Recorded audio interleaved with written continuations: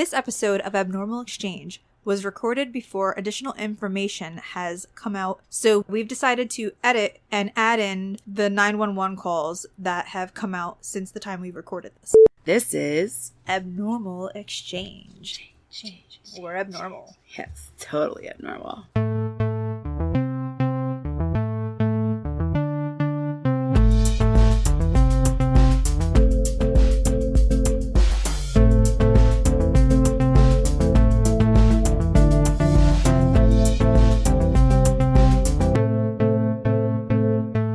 So, what is on the roster for today? Our second? Thank you for coming back. If you've listened to our first episode and you're back, wow. We got problems. We're actually impressed. So, today's episode 2, is about...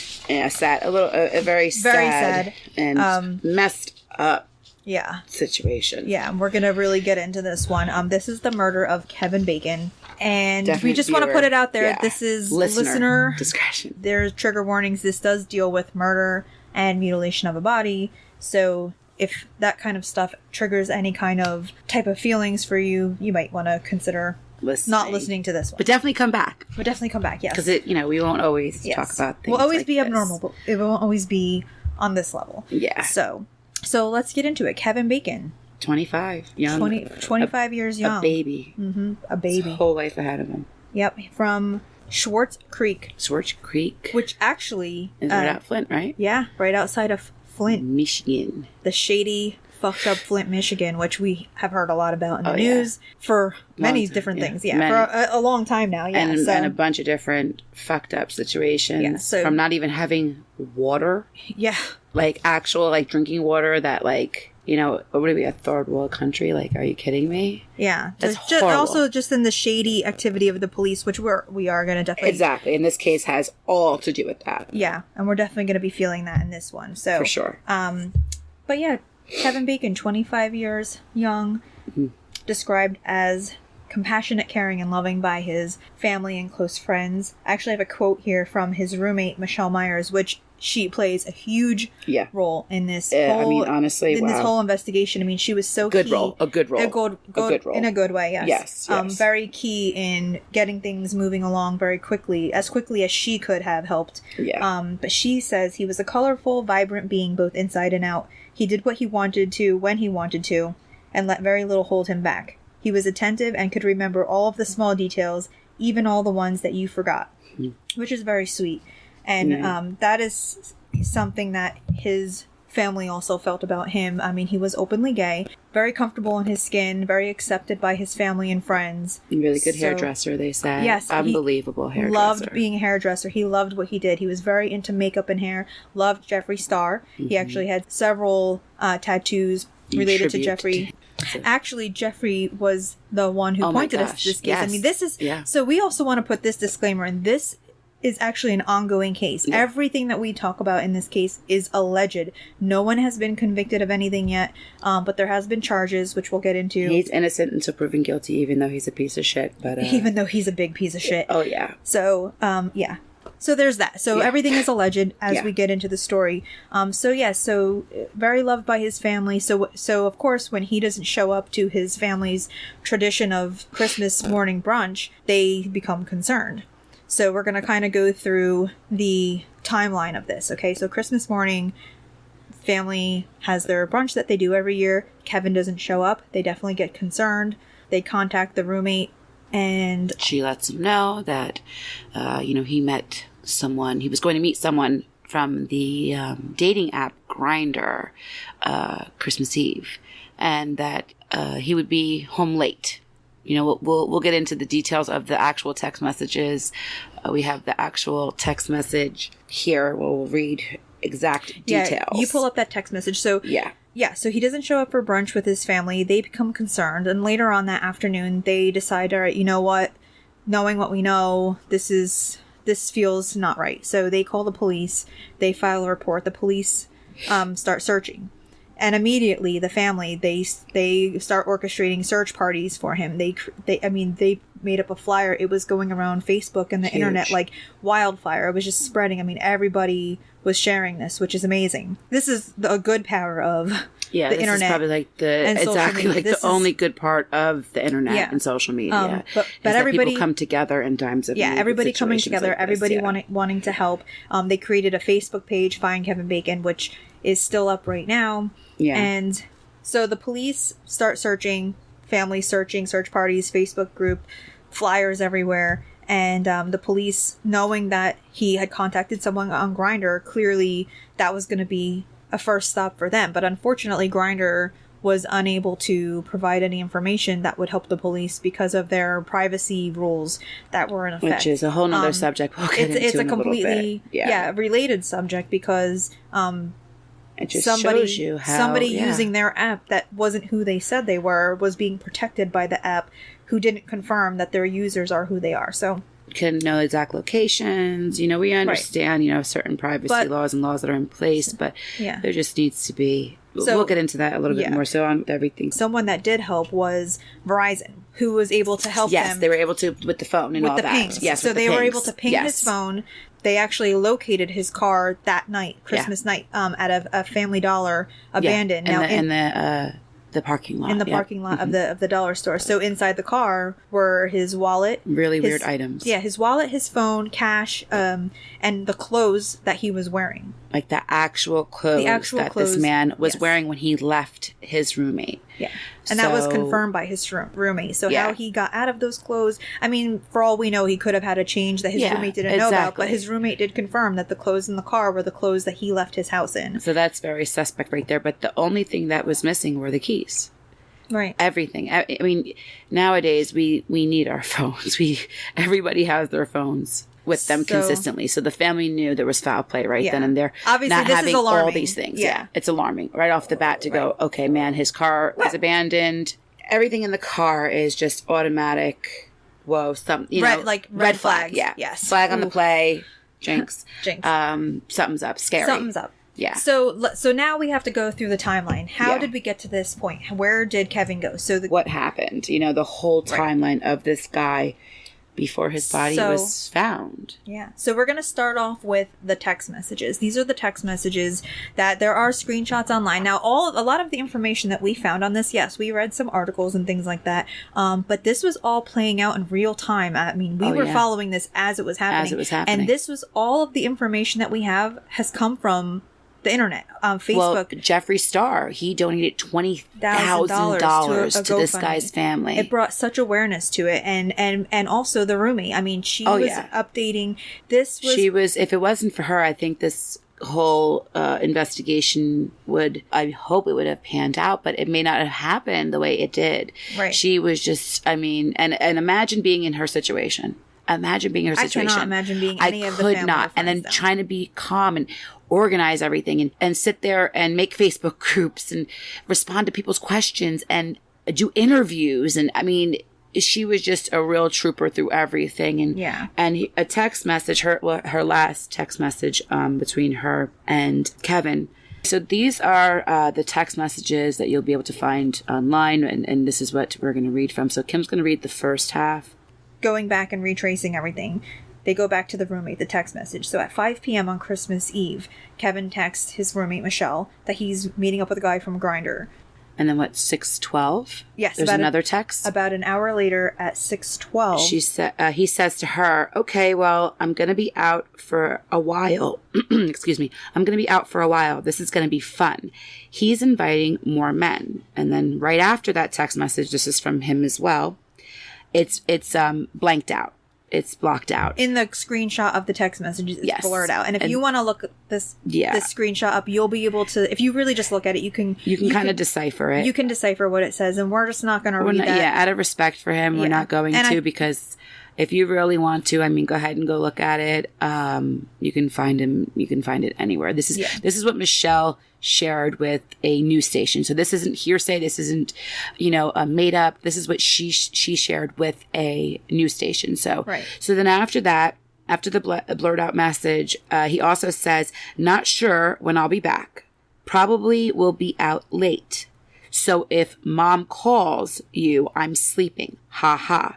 Then Michelle responds to him, okay, that's fine, with 2 emoji laughing faces. And that was it. Yeah, so that basically he was comfortable talking to her about this. So this just that's shows what we were that, saying, right? Yeah, they were close enough to where she knew that side of him. And everything about him, you know? Yeah, I mean, he was pretty much everything, completely comfortable just being like, hey, listen, I'm going to go meet up with a few guys that I met on here, so... Don't wait up. I'm going to have some fun. Yeah, tell mom I'm sleeping. Ha ha ha. Exactly. So she doesn't worry about me. And I do dig what he's saying. You know, I mean, how many times have you done that when you were younger? Oh you know, my God, all the time. Right? Like, yeah, we did that how many all times? the time. Seriously. Yeah, all the Seriously, time. You know, like. And in a way, like, we're right. Like, it's not like, well, in our cases, because we were doing stuff that we probably weren't supposed to be doing, and we didn't want our parents finding out. In this case, he's just an adult who wants to keep certain things private. And he was taking a measure of safety by telling his roommate. Exactly. I mean, obviously, online dating, you hear stories all the time. So maybe in his mind, he's like, all right, don't worry, I'm going out to meet with this guy.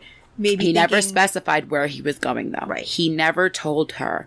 He just said he was going to meet up with his Grindr date. Right. But he never specified, I'm going here.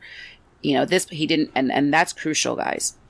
If you're going to meet up with someone that you've never met before, you need to tell someone where you're going. You have to. And because nobody thinks in a million years that's not going to happen to you. Right. But it can. But we don't know how long he was talking to this guy. No, we have no idea. He's been talking to him for months. Right. So he thought he can trust him. Maybe he felt comfortable. Maybe he even met up with this guy before. Yeah, we have no idea. We don't know. We don't know. We don't know any of that yet. There's still so much to this case that it's insane, you know, and of course we will do a part 2 with this because it's still developing. Like we said, you know, this is just once the trial is over and there's actually a conviction, all the details. We'll be able to have a lot more information and we'll do an update on this. Yeah, for sure. But go ahead. So on with the timeline after, you know, the text messages. So the text messages kick off this investigation. That's the last time anyone's heard from him. That was the last time anyone ever heard from him. So they find the car. The search parties are going on.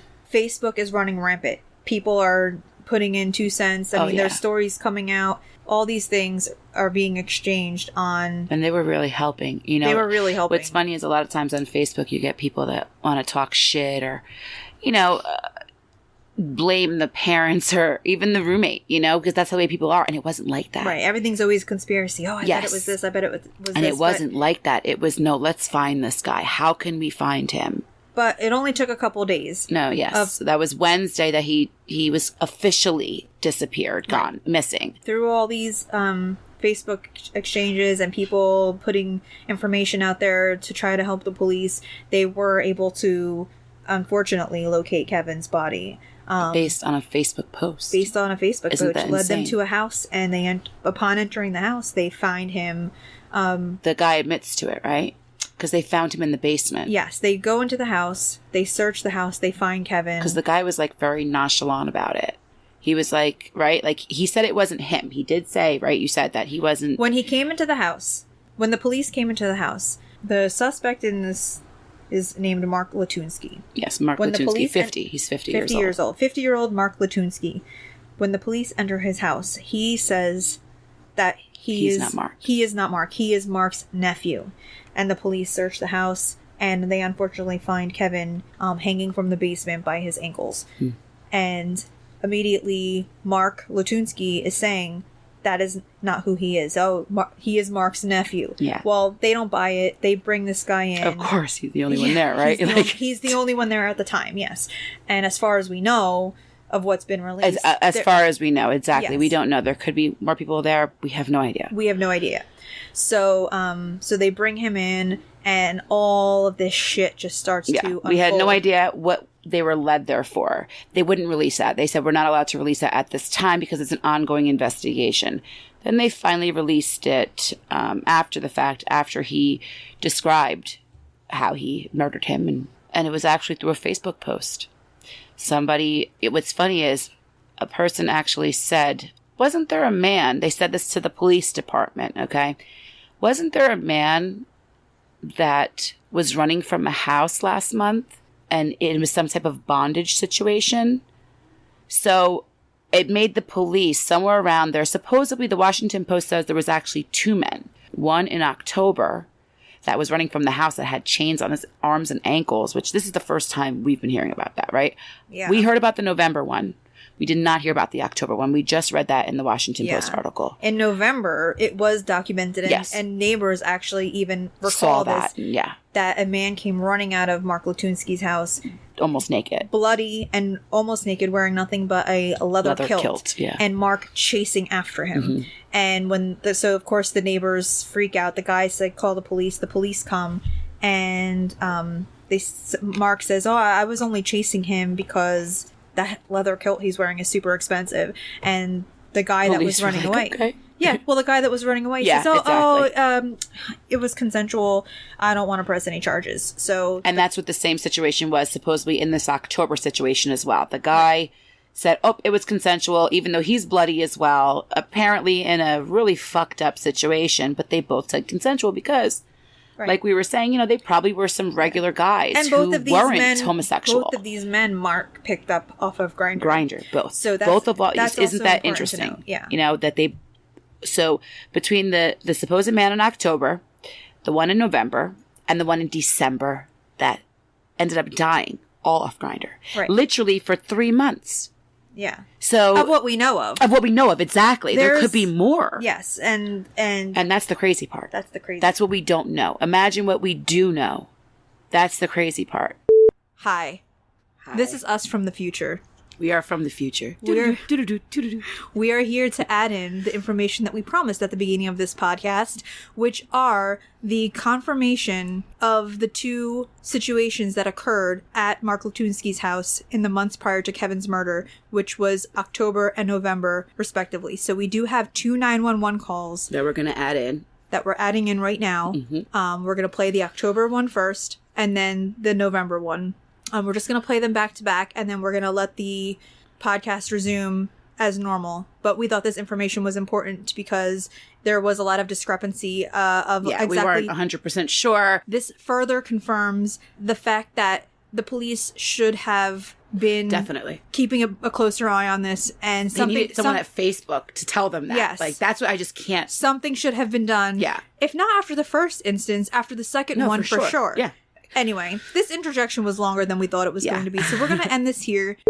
Lateen 911, where's your emergency? This is going to sound insane. I'm here in Detroit. I'm from New York, and I met this guy at the bus station who offered me a ride, and I'm not even sure where I am, but I broke out of this fucking basement, and I need a ride. Okay. I'm in trouble. I can't even find my way back to his place if I wanted to. I don't know if you can take my signal. I'm from New York. I'm walking down the street with a picture knife, sweetheart. I need help. Okay, I'm going to get you help. Are you walking down the street right now? Yes, ma'am, I am. I'm passing a barn. It's all beautiful here. I can't believe I don't know where I am. I don't know. Like, I've never ever had anything like this happen. I don't know whether he drugged me. I don't know. I woke up in the fucking basement, okay? Chained in the basement with a leather thing around my ankle, and I cut it with the butcher knife that I have in my freaking hand, excuse my French. Okay. Do you have anything on you right now? I have my phone. I'm sorry, what? Are you carrying anything? A butcher knife. Until I see a police officer, when I see a police officer, I will throw it. Until then, I don't trust that he's not walking up because I got lost, and I don't even know if I'm headed towards his house or not. That's why I'm dialing 911. But I'm lost, so I don't even know if I'm headed back towards his house. He just woke up in a basement. He was chained to something, so he cut the chain off. I cut the leather strap that had the chain. He's not sure where he's at. I just want to get out of here, and I want to go home. I don't even care about the legal case I was here for. I'm sorry, I can't help them. I want to go home. Okay, all right. And listen, I've got help on the way. What were you here for? I'm a volunteer court advocate. I came here to help on the CSC meeting, and I was supposed to be meeting them at the bus station. I met this guy. I'm by. He was cute. He hit on me. I know. We went out to the car. We talked. We went to the store. Had a soda. I woke up in the basement. Okay. He obviously drugged me. Okay. When I get a trooper close to you, I'm going to need you to put that butcher knife down, though. Oh, that's not an issue, sweetie. We'll go flying into the woods. Okay. Your officer is in no danger. I've been a public You don't need to throw it in the woods, but I just don't want it on you. Is there anything else on you at all? Just, I don't even know if I have my cigarettes. Okay. You don't have a bag or anything else? No, I don't know where my bag's actually. Okay. Okay. I'm very fortunate that my wallet was in my hoodie. I met this guy in here, and he seemed like a nice guy. He points outside like he wanted to talk. I go outside. He goes, oh, yeah, I just started shooting birds. He was cute. I'm from New York, and I've never had this happen. Are you injured at all? Do you think that you need any medical attention at all? No, I'm not injured. Okay. I went over myself. I'm in a panic right now. Chain is only as good as the weakest link, honey. He had a leather strap to a metal chain. He's an idiot. Okay, where I'm showing you, the trooper is a little bit away, but when he gets closer, I'm going to need you to put that knife down. That's no problem, man. I have nothing but respect for the police officers. I've never had a problem with police. Just advising, he has a knife in his hand. He needs to cut that leather off. He's going to put it down when he sees you approaching. Because I don't know if I'm working towards him, and if he comes walking out, I don't know what I'm going to do. You know what I'm saying? And I don't want to be unarmed. Okay. Because I don't know. I was definitely, I can't, it's so real right now. When this settles in, I'm probably not going to be able to function. This is like shit from a movie. I ran down driveways. I ran all over so much that I'm fucking lost. I was making sure I wasn't being followed. I don't know whether he's got dogs. I don't know. I don't remember going to his house. Okay. I don't want an incident report. I just really need a ride. Please. So if you see him approaching, I need you to put that in the Okay, I don't see any lights at all. Okay. Okay, I'm starting to see lights coming up behind me. They're ways away, though. Okay. I will sit this on the guardrail as soon as I can tell nobody's walking behind me. This is the second vehicle I'm seeing tonight. Okay. And I'm hoping this is a cop, because if it's not, I'm going to be really scared. I'm flagging down whoever this is. So if this is the maniac, you're going to hear some crazy shit. I don't know. I think this is a cop because that looks like an extra bright light, so I am now putting this down. Okay. I am unarmed. It is on the guardrail. I am not armed. He sees you, he's putting that knife on the guardrail. I am not armed. Okay, thank you. Okay. It's over here. He sees you. He sees you. Okay. I just want him to know I'm not armed. He knows.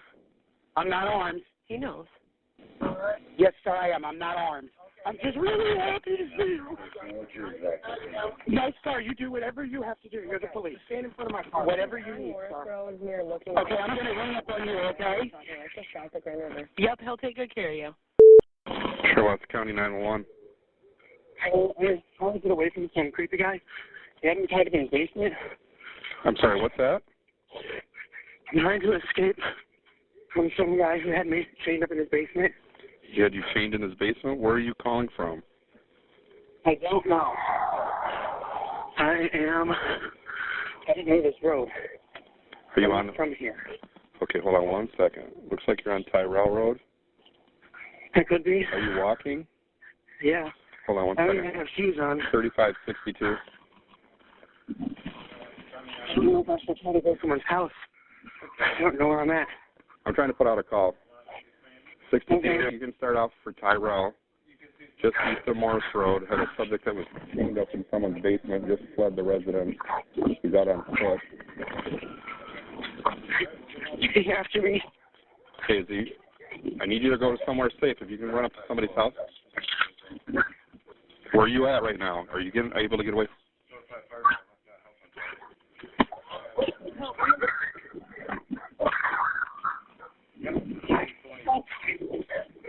Help me. Help me. 6'2", he's running towards the house. Guy's trying to come after him. I'm trying to get further. Okay, I need an address where you're at. I'm trying to get it. What's your address? I'm on the phone with the cops right now. 431.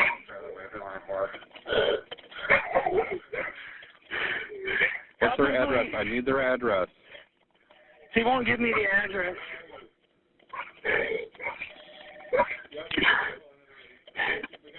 Please. Are you outside or inside somebody's house? I'm trying to find someone to help me. Are you in the road? I have some state troopers that aren't very far away. I don't know where. Are you? Well, Where are you at right? I'm on a white house across from like a barn. Okay, are you close to the road? Can you see an address on the mailbox? Really? I'm too far away from the mailbox. I'm sorry? I'm too far away from it. Can you see a mailbox? Are you on the road? Yeah, I'm on the road now. 6, 2, and 12. He's running down the road trying to get an address or a mailbox or something. So it's kind of hysterical. 910W. 910? Yeah. I think he's in front of 910 West Tyrell. He's at 910 Tyrell. Hey,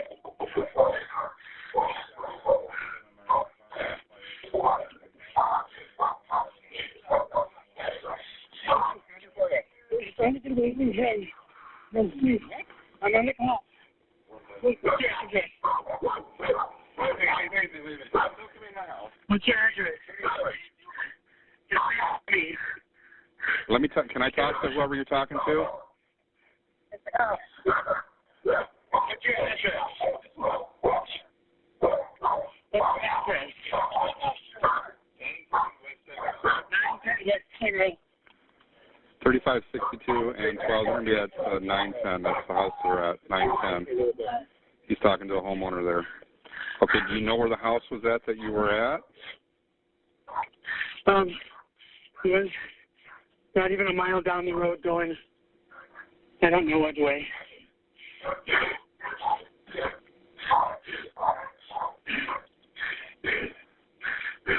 I see the trooper. Okay. I see both of them.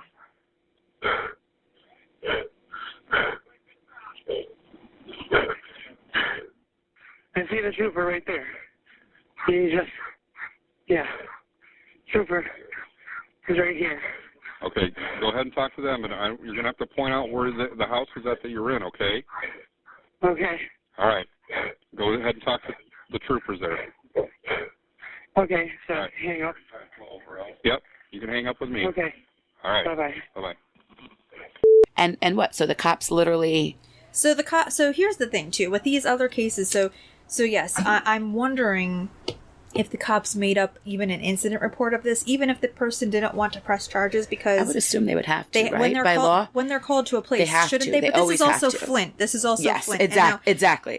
What we're dealing Usually with, protocol is you're supposed Right. to, no matter if there's charges or not, you're supposed to do an incident report. But what we're dealing with here is, one... Incompetency. Shady as fuck police work. And when we talked about this case, the first thing we said to each What did other, we said, this is some Jeffrey Dahmer shit. Like, if you're not familiar with the whole Jeffrey Dahmer, we're not going to get into all that. That will actually be a really good podcast one time. But that's a two-parter. He was a serial killer, and one of his victims escaped and ran out into the road. And a the young police, boy. Yeah, a young, actually under 18, very young, like 14? Who not only was running from the house, but he had a hole in his fucking head. He had a hole drilled in his head, and when the cops came there, Jeffrey Dahmer says, "Oh, this is just a lover's quarrel. He's my boyfriend, and we're fighting." And the cops brought him back to the fucking house, and then laughed about it. Yep. The cops why there was a dead body in Dahmer's fucking room, but they never followed up on it. So this, bringing back to this, I mean, it totally gave us the vibes, like two situations happening in the 2 months preceding this incident. The cops are called out to it, and nothing comes of it. One, because obviously when the person doesn't want to press charges, and the people don't want to press charges because when they're meeting guys off Grindr, a lot of these guys are in the closet.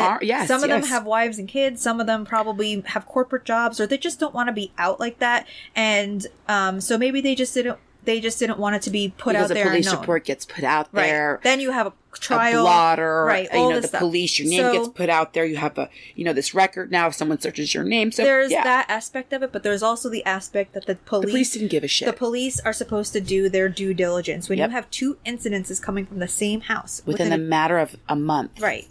What are you going? Aren't you going to sit there and maybe watch that house or I don't know? Not even watch the house, but just put more paperwork in of it, because I mean, not that it would have led them there sooner. I don't know if they could have saved Kevin necessarily. No. I think the one thing that actually could have saved Kevin was if Grindr would have been able to cooperate. I think so. If they were in the position to be able to cooperate. As far as we know, because he could have killed him right off the bat. We don't know. But at the same time, no, if Grindr would have, it would have helped with the situation. It wouldn't have taken 3 or 4 days. Right. And the information really hasn't been released yet as far as if they have said when they think that Kevin actually died. Yeah, the supposed is somewhere before midnight. That's the supposed. That's not the actual confirmed. Right. From what I read, it's somewhere before midnight, right before Christmas, striking at midnight of Christmas Day. But that's not confirmed yet. Right. That's going to take time with the autopsy and toxicology reports, which is not going to be out for at least another, month or two. Who knows? I think as this trial goes on, there's going to be a lot of stuff that comes out that we're going to be really just shook up about, because it goes to show you how scary the internet can be. And this guy has a past. So this guy... But that's what gets me too, if the 2 incidents that occurred October and November, right? They ran the guy's background. You know what I mean? Don't they, like when you grow up in a small town, right? There's like a list of people that they know are habitual offenders, right? Right.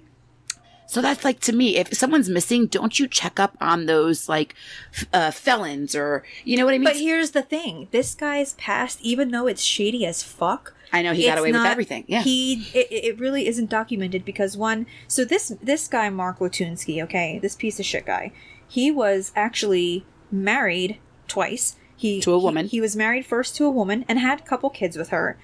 And he was divorced. accused. Yeah, they were divorced, but not before him being accused of holding them against their will. Yeah, kidnapping his own children. He had charges of kidnapping brought against him regarding his own children. And he was found not fit to stand trial based on the fact of insanity. Yeah. He apparently, according to his wife, and that's what's actually happening right now, right? That's what his lawyer is trying to press for. This is what he's trying to do right now. Exactly. We'll get into that later, in a second. But so just to kind of backtrack a little bit on this asshole guy. So he, according to his wife, he was diagnosed with schizophrenia, depression, among a couple other things, and he was on medication. He was on medication that I think recently had stopped because now once this whole thing happened with his wife and his kids, he was brought up on charges. He was found not fit to stand trial. So nothing ever came of it. Now he's out of the closet. He starts dating men. He gets married to a guy that he met on Grindr. He married a man that he met on Grindr.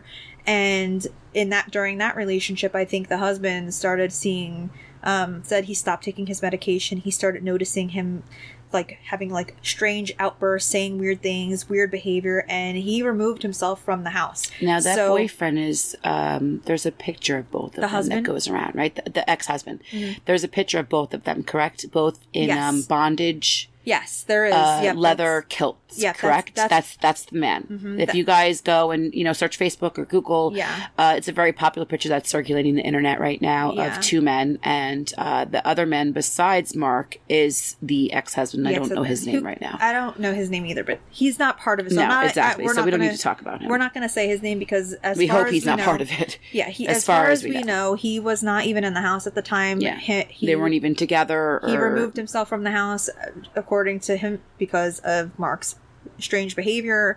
And I find it really interesting that he did meet his husband on Grindr. So this guy was a serial Grindr user. Yeah.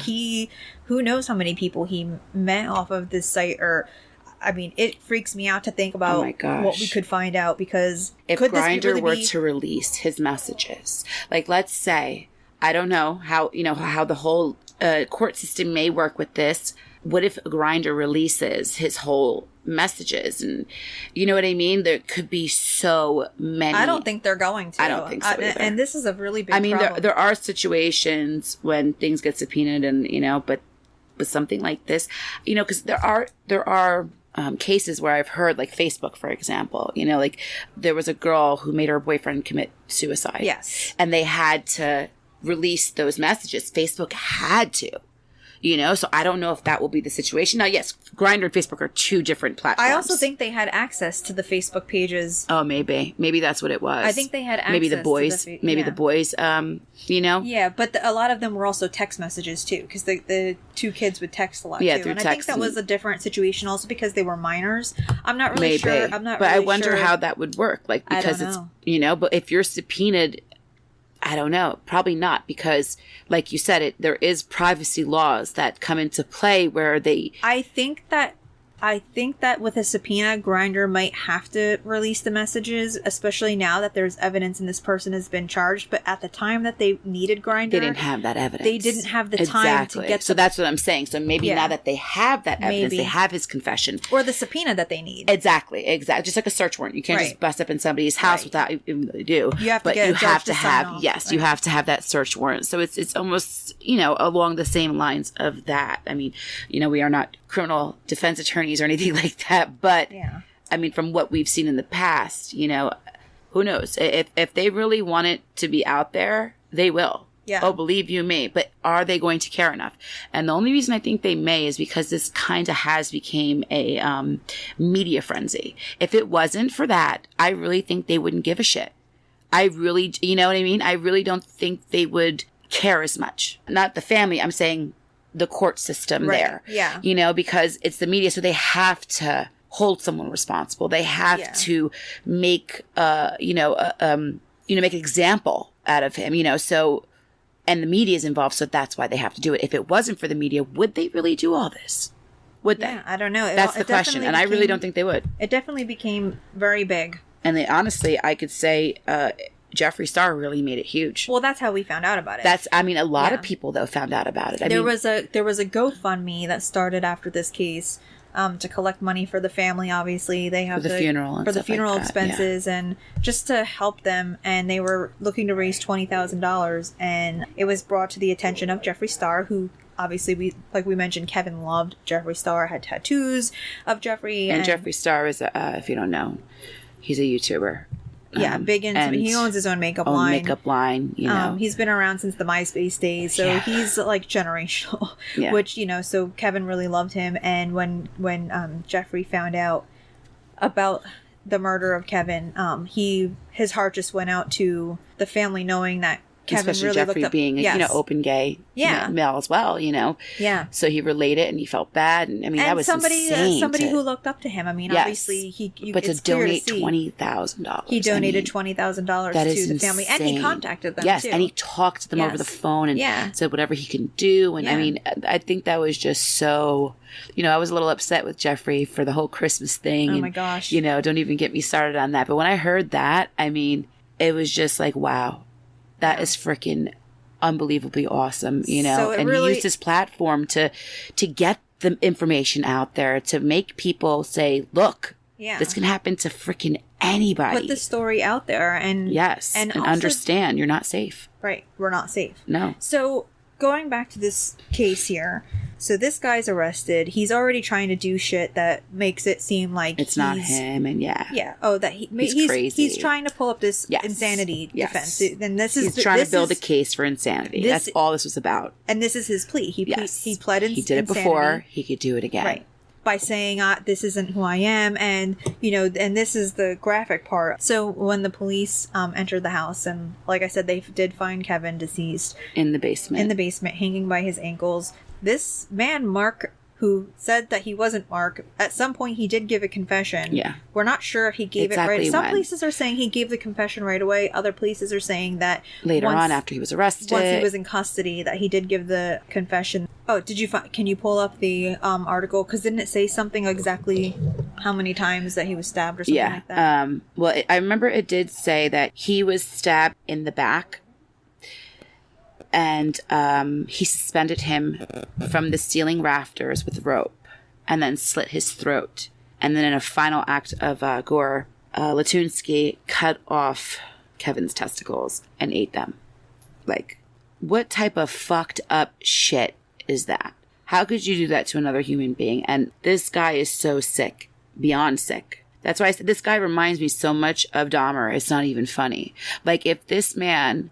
Like, who knows? What if there are more bodies out there? Yeah. You know, or what if he wouldn't have been caught? What if Facebook didn't come to the help and say to the police, hey, you remember the one guy or two guys that were running from this certain house or this certain area? Maybe you should go check there. Like literally people on Facebook that don't even live in the town or maybe live in the town, I'm not 100% sure, told the police how to do their fucking job, you know? And if it wasn't for them, you know, who knows if his body would have ever been discovered. Right. We have no idea, you know. So the way he mutilated this body, I mean, it's just disgusting. This is according to him too. I mean, obviously, exactly. The body was mutilated. That was confirmed. That's confirmed. Before any details came out about the charges, we knew that he was being charged with murder and mutilation of the body. Yes. So that was right off the bat, you know. But the confession. Do we know if he consumed? Right. Did he really do that, or was he just saying that because he's crazy? Because he's trying to get the crazy part across. We don't know. Right. And he killed a young kid, a kid half his fucking age. Like that's the thing that gets me. This kid was half his age, and he took his life. For what? What? Like what? That's what I want to know. He somehow was able to convince Kevin to go with him to his house. Kevin made choices for himself. Of course. That unfortunately had led him into this situation, and it's fucked up. Yeah, had the most disheartening consequences. And I'm pretty sure that, you know, I said, he was probably into Kevin as well was probably into some kinky shit. And because if you look at the text message, like I read earlier, he said other men were coming. Yeah. And like me and my cousin were discussing, we don't technically think that other men were there. I mean, we don't know. A part of me feels like they are, but then if I look at the details, I say, I don't think so. I'm not sure that anybody else was there. But because it's just more or less to make him feel comfortable, like you said, you know. I think that was the ploy, that click in the bait. Right, exactly. That was a way to get him. The click in the bait. The hook in the bait to get him to believe him, feel comfortable, you know, and just to convince him to go with him to his house. This could have been before he left his car. Yeah. You know, they could have met. See, my thing is, were they at a local spot? Like what? Maybe they met at that dollar store, and you know, we don't know because there was no cameras. That's the problem at this dollar store, this abandoned dollar store. There were no cameras there. I think, you know, within the next months, we're going to find out a lot more. Like, we're going to be able to see his cell phone, see where he went from the apartment. Did he go right from the apartment to this dollar store? Did he go from the apartment to this guy's house?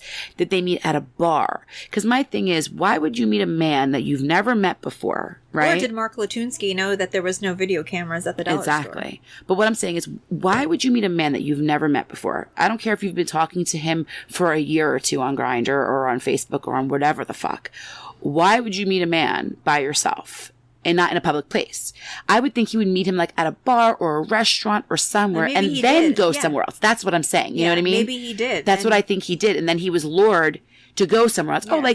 Let's go back to my place. And how many times you're hanging out with somebody and then you're like, oh, let's go back to my place and hang out. We're having a party or whatever. Yeah. But or say he went there for one specific thing. You know, he could have went there just for one thing. He made a decision in poor judgment, which we all have had moments of poor judgment. But it doesn't justify. It doesn't normally have the consequence of losing your life. And that's the bottom line. Yep.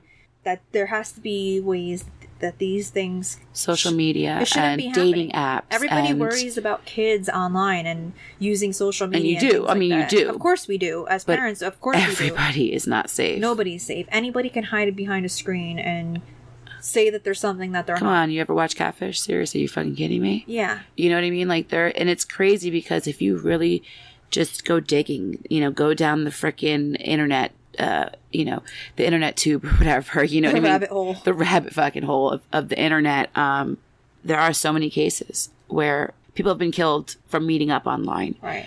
Disappeared, whatever. But then there's also stories of people meeting someone that's the love of their life and they went off and get married. They met online. You know what I mean? So it's... But at the same time, there has to be something done for people that, you know, not necessarily don't make the right choices, but they need to put something in place, you know, all of these sites and stuff that verifies you are who you are. Absolutely, yeah. You have, if you're especially on a dating site, especially a dating site. It's one thing social media, okay, you know, or maybe even a background check. They should require. Well, I know like eHarmony does that. Like you pay whatever it is, $10-15, and. But that's the problem. Nobody wants to pay. Well, Everybody then wants you to don't be use cheap. the app. And that's the problem because there's always going to be a free app out there. And I think it needs to become a federal law that these places, well, first off, if you go to a lot of these places, right, what happens? You have a lot of free advertisement right? How many times you're on Facebook and you searched up washer machine and you go on Facebook 2 seconds later and there's 1,000 washing machines, right? In your posts, right? You're having all these ads on there that they're getting paid for. So maybe use some of that money for good instead of stop being greedy overlord billionaires and use that money for good. Yeah. And no one's saying do an extensive background check, but maybe just something to verify that it's you. Because guess what? His address would have been right there. They would have been able to go right to his address, or yeah, but something. they still wouldn't have had. Yeah, they still wouldn't have enough time. Subpoena. So I mean, obviously there is flaws. Of course, and that's the thing with it, But at least maybe if he would have saw this guy, kidnapped his kids before or something like that, he would have said, "Shit, I don't want nothing to do with this guy," or you know what I mean? Or this guy was literally just involved last month and the month before with 2 other guys running from his freaking house, screaming for their life. Yeah. I mean, this guy, so it's funny that we talk about, not knowing someone behind a screen, because really you could be around these people all the time. Like, this person had neighbors, obviously. Oh my gosh, that's that one story. So Yes, here's this one story that came out about a week after Kevin's disappearance, and about 2 days after he was found. Somebody posted on Facebook. This woman writes, back in October, so the same month where this guy supposedly ran from the house. The first guy that we didn't hear, the Washington Post said. Right. Okay. So back in October, about midnight at the Schwartz Creek Kroger, this woman's mom tried taking a picture of a man that she saw in a kilt. In a leather kilt, right? Because she just thought it was funny, like she doesn't really see who wears leather kilts, So the guy caught her taking a picture of him. So she starts talking to him, and she asked him to take a picture. She says, "I never see men out in public wearing a kilt, especially when it's freezing outside." So they got to talking. They talked for a minute, and they also even walked out to the parking lot together. It's insane. This man was Mark Lateen Ski, and she posted the pictures that her mom took of the guy in the kilt. Unbelievable. And it's him, and it's just like... You have no idea. Yeah. That's crazy, right? Yeah, she even adds, like, the average person walks past at least 16 murders in their life.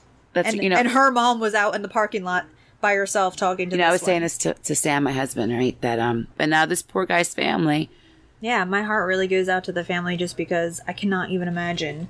And the roommate, I mean, I can guarantee the guilt that she feels. All the questions she says to herself, like, "Oh, what if I would have made him stay, or went with him, or you know what I mean?" Like, yeah, but all at the the things. End of the day, she did as much as she could and beyond. But of course, you're always going to feel guilty, no matter what it is. To an extent, but he's still an adult. Yes, he still made his decisions. He was doing what it didn't justify for him to be murdered because he liked a little bit of kink. You know what I mean? Exactly, and that's what's messed up. That's what's really fucked up with this world. He was out doing what he wanted to do, and what made him, I guess, happy at the end of the day, and living his truth. And there's so much to be said about that. Definitely. That so many people don't live their truth. Oh, no, my God. Yeah. And, he was... And because one bad apple. Yeah. You know what I mean? It's just at the end of the day, people, you gotta be careful. You gotta be so fucking careful. I tell my kids that all the time. You have no idea. You think you're talking to some 15-year-old, grown-ass 90-year-old man or something. You know what I mean? Yeah. Like, I have such a bad temper for shit like that. I'm not going to sit there and call the cops on you. You're going to want to call the cops. I can promise you that shit. Promise you that. And it's messed up because you hear about this stuff all the time. And you know what's even worse is that imagine all the stories we don't hear about. But we are going to do an update episode on this as this trial goes on because...